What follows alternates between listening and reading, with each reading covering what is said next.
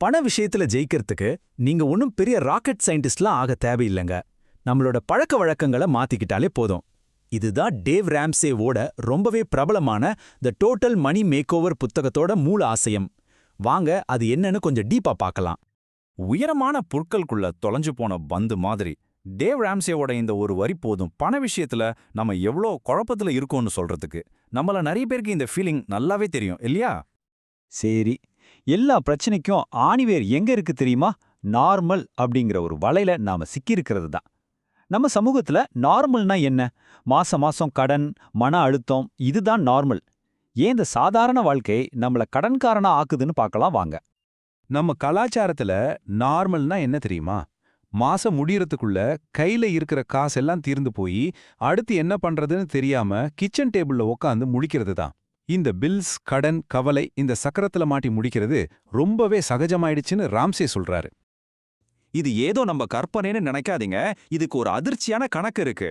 கிட்டத்தட்ட 70% மக்கள், அதாவது 10ல 7 பேரு அடுத்த மாச சம்பளம் வந்தாதான் இந்த மாசத்தையே ஓட்ட முடியுங்கிற நிலைமையில தான் வாழ்ந்துட்டு இருக்காங்க.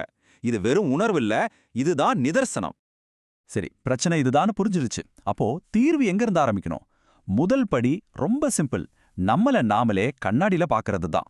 நம்ம பண பிரச்சனைக்கு உண்மையான காரணம் யாருன்னு நாம ஏத்துக்கிறோமோ அப்போதான் முதல் தடைய உடைக்க முடியும். சரி, நான் உங்களே ஒரு கேள்வி கேட்கிறேன். பண விஷயத்துல நீங்க ஜெயிக்கிறதுக்கு எது மிகப்பெரிய தடையா இருக்குன்னு நினைக்கிறீங்க? ஒரு நிமிஷம் யோசிச்சு பாருங்க. ராம்சே சொல்ற பதில பாக்குறதுக்கு முன்னாடி. பதில் இதுதான்: மறுப்பு, டினையல். ஐயோ, நான் ஒன்னும் அவ்வளோ மோசமான நிலைமையில இல்ல, எல்லாம் சமாளிச்சுக்கலாம் அப்படின்னு நமக்கு நாமே சொல்லிக்கிறது தான் மிகப்பெரிய தடைன்னு ராம்சே சொல்றாரு. இந்த மனநிலை தான் நம்மள அடுத்த கட்டத்துக்கு போகவே விடாம தடுக்குது. இந்த மறுப்பு மனநிலை எப்படி வேலை செய்துன்னு புரிய வைக்க ராம்சே ஒரு கதை சொல்றாரு. கொதிக்கிற தவளை கதை அப்படின்னு சொல்லுவாங்க. ஒரு தவளையை எடுத்து இதமான தண்ணியில போட்டா அது என்ன பண்ணும்? ஜாலியா நீந்திக்கிட்டு இருக்கும் இல்லையா? ஆனா அதே தண்ணிய கொஞ்சம் கொஞ்சமா ரொம்ப மெதுவா சூடுபடுத்தினா அந்த தவளைக்கு வித்தியாசமே தெரியாது. ஆபத்துன்னு அது உணரும்போது அதால தப்பிக்கவே முடியாது. ரொம்ப லேட் ஆயிடும்.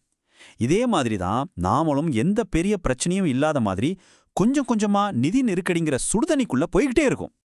நாம ஏன் இப்படி ஒரு மறுப்பு மனநிலையில இருக்கோம்? ஏன்னா நம்மள சுத்தி இருக்கிற சமூகம் கடன் வாங்குறது நார்மல், அது ஒரு புத்திசாலித்தனம்னு சில கட்டுக்கதைகளை நம்ம மண்டைக்குள்ள ஏத்திருக்கு. வாங்க, கடன் பத்தி நமக்கு சொல்லிக் கொடுத்த அந்த பொய்களை பத்தி கொஞ்சம் பார்க்கலாம். ராம்சேவோட இந்த மேற்கோளை பாருங்க. ஒரு சூறாவளியில வான்கோழியால கூட பறக்க முடியும். இதுக்கு என்ன அர்த்தம்னா, பொருளாதாரம் நல்லா இருக்கும்போது நம்ம பண்ற முட்டாள்தனமான கடன் முடிவுகள் கூட ஏதோ பெரிய புத்திசாலித்தனம் மாதிரி தெரியும். ஆனா சூறாவளி நின்னதும் என்னாகும்? வான்கோழி கீழே தான் விடும்.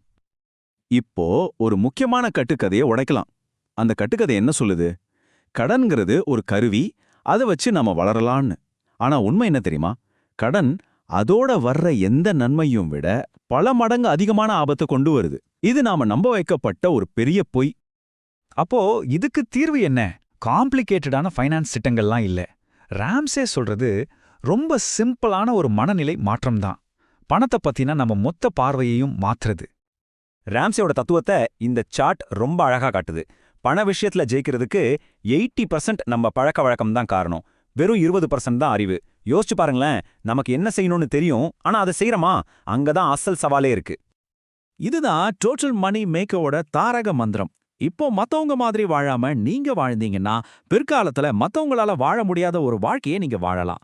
சிம்பிளா சொல்லணும்னா, இன்னைக்கு கொஞ்சம் தியாகம் பண்ணா நாளைக்கு ஒரு ராஜ வாழ்க்கை வாழலாம். சரி, இதெல்லாம் கேட்கறதுக்கு நல்லா தான் இருக்கு. ஆனா இது வெறும் தியரி தானா? நிஜத்துல வேலை செய்யுமா? கண்டிப்பா. சாதாரண மக்கள் எப்படி அசாதாரணமான முடிவுகளை அடைஞ்சாங்கன்னு சில நிஜ கதைகளை இப்ப பார்க்கலாம். உதாரணத்துக்கு இந்த ஸ்டோல்வர்த்தி குடும்பத்தை எடுத்துக்கோங்க. வெறும் 6 மாசத்துல $57,000 கடனை அடைச்சிருக்காங்க. இப்போ ஒன்னா சேர்ந்து அவங்களோட நிதி இலக்குகளுக்காக உழைக்கிறாங்க. எல்லாத்துக்கும் மேல பணத்தை பத்தி பேசுறதே ஒரு ஜாலியான விஷயமா மாத்திக்கிட்டதா சொல்றாங்க. இந்த மாதிரி ஒரு மாற்றம் யாருக்கு வேணும்னாலும் சாத்தியங்கிறதுக்கு இவங்களே ஒரு பெரிய ஆதாரம். ஆக இப்போ முக்கியமான கேள்வி மறுபடியும் உங்ககிட்ட தான் வருது. உங்களுடைய டோட்டல் மணி மேக்கோவருக்கு நீங்க தயாரா? அந்த மாற்றத்துக்கான முதல் படியை எடுத்து வைக்க கண்ணாடியில தெரியற உங்ககிட்டயே பேசி உண்மையை ஏத்துக்க நீங்க தயாரா? முடிவு உங்க கையில தான்.